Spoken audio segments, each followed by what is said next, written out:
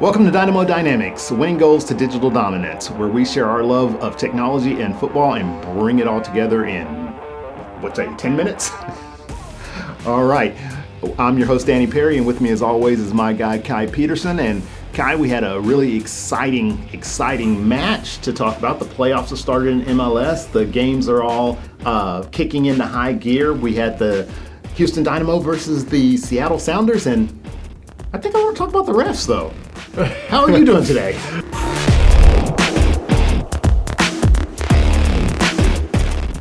I'm doing well, thank you for asking, but I think we should first talk about the game. Playing away, always hard. Seattle, loud stadium. Great home field. And, but really up until I think the 60th minute, It was very competitive, and even that was when we got a red card. Even after that, we played them very competitively for the under the circumstances that we had. One man down. The goal at that point is to make its penalties in a playoff game, and we did that. And lost 5-4 on pens, but the refs. Yeah, bring it back home, Kai. Bring it back home. Yeah, we can.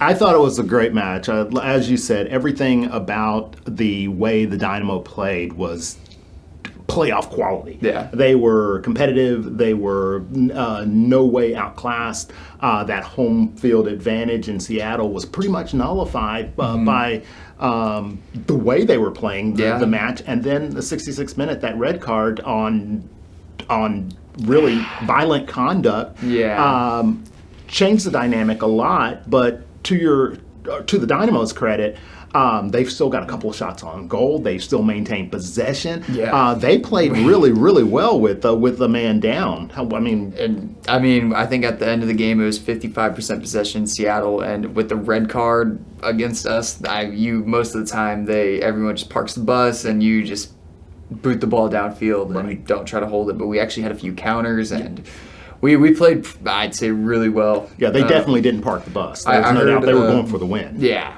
One of the announcers said, though, like you said, we kind of nullified the atmosphere of the fans. This is statistically our best 11, and this is now we can't have Karaskia again, but that hurts. But this whole season, that was only their third match playing all together because of the injuries we've had this year. The best 11. The best 11 statistically that we've had, and this is only our third game this year, and it really showed. Yeah, it really did. And to lose Karaskia now for the return match here in Houston this weekend, that's going to hurt bad. I'm not exactly sure who you bring into midfield that can provide the same thing from both control and attack that he does. He goes out on the wing, overlaps, he plays defense, he'll give you goals here or there, and he's out. He's out on a questionable red card at best. Yeah. After a lengthy VAR review. VAR review.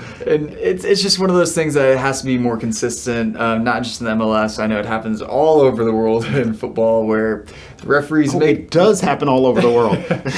Speaking of which. No, I won't use that. But it's, I think if you really go back and look at it, watching it live, it seems like both players got into it with each other, and it should have been just double yellow. Yeah, just call it off. Give each player a yellow. And they gave him a yellow, and they just gave it an instant red. So it's like, it really hurts. Yeah. I think the problem is, and I watched Premier League this weekend as well, and Arsenal v Liverpool, great game all the way around, but you had VAR. The end of the day, VAR was the story. The match refs were the story. And in this match, the match refs are the story. And it's just becoming more and more. It's prevalent. That's becoming the issue almost every weekend or every match. Every big game. Every big match. It seems, I know a couple of maybe like 10 episodes ago, we were talking about Champions League. And, my team Bayern was playing Real Madrid, and we lost, I want to say it was 2-1. And we scored in the 7th minute of stoppage time, but the ref blew us offsides, and 3 months later they come back and say, he wasn't offsides. Yeah. Why not let it play through? Why not let it play through?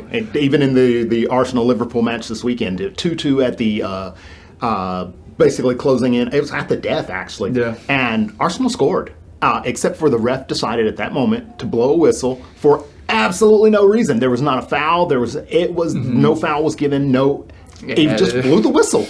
And it disallowed the goal that they had scored, which would have been the winning goal, and so... And it'll hurt when they come back in 3 months and say, hey, we're sorry that he actually wasn't offsides. Exactly. Thanks. We appreciate that. That really helps us now on the table. But, I mean, this one's a little different in the Dynamo game. I guess it was whoever really pushed them harder first or something, or who got in their face first, but... They did come back and make the correct decision in VAR at the end of the game. They called a handball inside the box, and that got overturned, which it was not a handball. So it was not. And I guess that's your problem. That's the overall problem with refereeing and with VAR is there's really... Even in a case like that where they made the correct call, there are so many instances where they make the incorrect call, or the refs on the field don't make a call at all, take it to VAR, then the call is now endlessly disputed. There's just no consistency. There's zero consistency. It's very hard. They need to have some kind of switch. And honestly, I think right now what should happen is anything that's close to being offside should be let play through. Tell your players to play hard until you hear a whistle. And if it goes to VAR, the technology is so advanced now.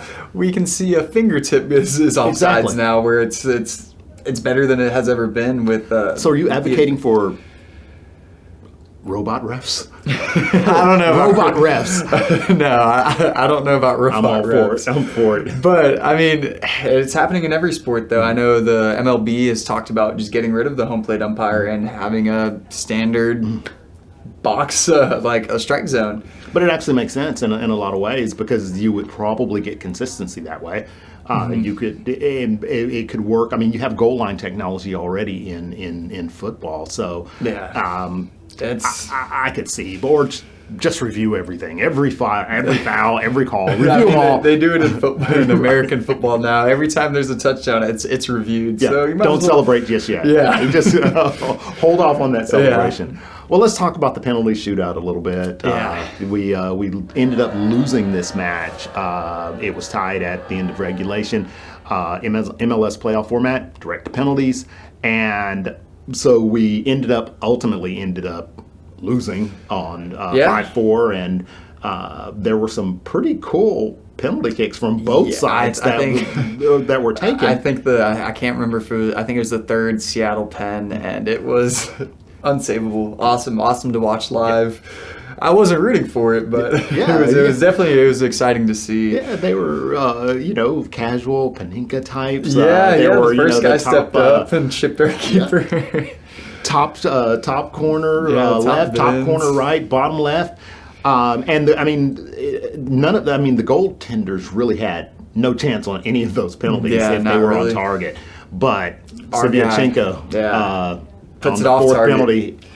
But was it really off target, or was it way off target? Way off target. And that's the only thing you can't do in a penalty shootout. I mean, I was going to say especially away, but in any penalty shootout, because if you put it on target, at least at the end of the day, you can say the goalkeeper made a great save. Right. You miss it wide, it's all on you. Exactly. And put the pressure on them, put it on target, see what happens. Agreed. Yeah, he didn't. They did.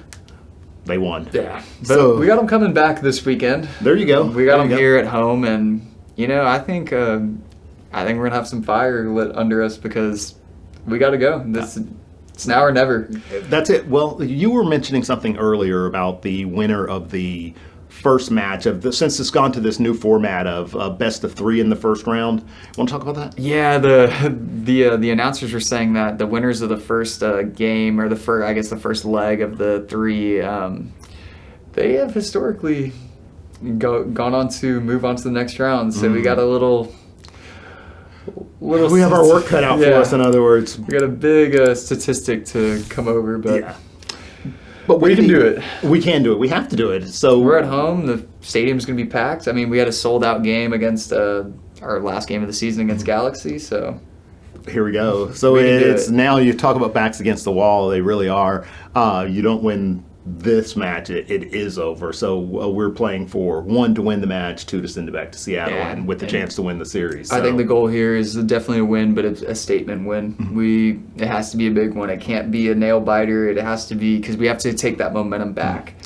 agreed. And it's going to be difficult without Kierskia, though. For Again, sure. as we mentioned earlier, losing that in the midfield, it'll be interesting to see how Olsen sets Well, the we still team got up. Hector Herrera. He's our anchor, so I mean, That he is. He creates a lot of chances as well, but I mean, we'll see.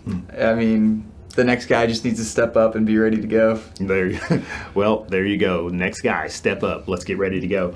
Or should I say when we defeat the Seattle Sounders this weekend, the following weekend would be the deciding game 3. So, what's your prediction for Sunday? So I gotta go with a big one here. I think I'm going 3-1 Dynamo. Oh, 3-1. I think a 2-goal win would be a big statement win in a playoff game. So Kai going big, not going home. I like it. I like it a lot.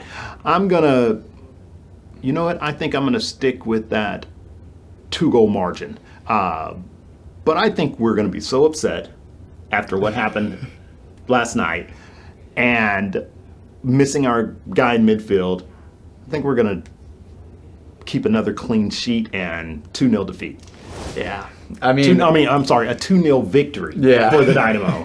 but a clean sheet for us. A clean sheet for us. 2 goals for us. I know. Earlier on our last episode, I predicted Colorado to beat. I think it was LAFC it was Galaxy. Who are they playing? But I was very wrong. They lost 5-0 first match. Oh, boy. So, They're taking a lap around the MLS playoffs. So you had LAFC defeating Vancouver 2-1. Seattle and Houston, we just talked about. Real Salt Lake, they play, looks like tonight. LA beat Yes, 5-0. 5-0. Oh, my gosh. LA Galaxy. And on the other side, you have Miami and Atlanta playing tonight. Or, I'm sorry, Miami defeated Atlanta. 2-1, right? 2-1, correct. Orlando beat Charlotte 2-0. Cincinnati 1-0 over NYC. And Columbus they have not played yet. Or have I they think played? they're tonight. Yes, They're they are tonight or tonight tomorrow. versus Red Bull New York. So It's well and truly underway. Yeah. So this is kind of exciting. Yeah. The best of 3 to begin a series. So, but I guess I kind of like the knockouts too. So we have to make it to the knockout rounds. yeah, I think so too. I think it's a good format, but we just got to win now. I mean, we are in the knockout stage now. We're down. So True. We are. So knockout stage is early. Every game is Do or die. win or go home That's now it. from here on out. So That's it. Well, I think that may, hopefully that adds a little clarity to the mind and focus to the play, and the Dynamo get the job done. So what do you guys think? Who's your team? Are you following the Dynamo? Who's going to win? give us your score predictions in our comments, and just follow us for next week. And yeah, we always read them, so just let us know. Indeed. And Elizabeth Mosier, we heard your comment last week. We saw you, Sounder fan. So we appreciate the comment, but we don't appreciate the allegiance to that team. So, but come back, tell us more. Yeah, give us your prediction for Seattle away this Sunday. So There you go. hopefully your prediction is a Dynamo win, but If not, we'll forgive you. We'll forgive you. All right, folks, so hit us up on our socials, as Kai had said, and we want to thank you all for joining us again for this episode of Dynamo Dynamics. We will be back after Game 2 of this Best of 3 series on next Monday, and hopefully, definitely talking about a Houston Dynamo win. Dynamo victory. So thanks for joining, and we'll see you next time.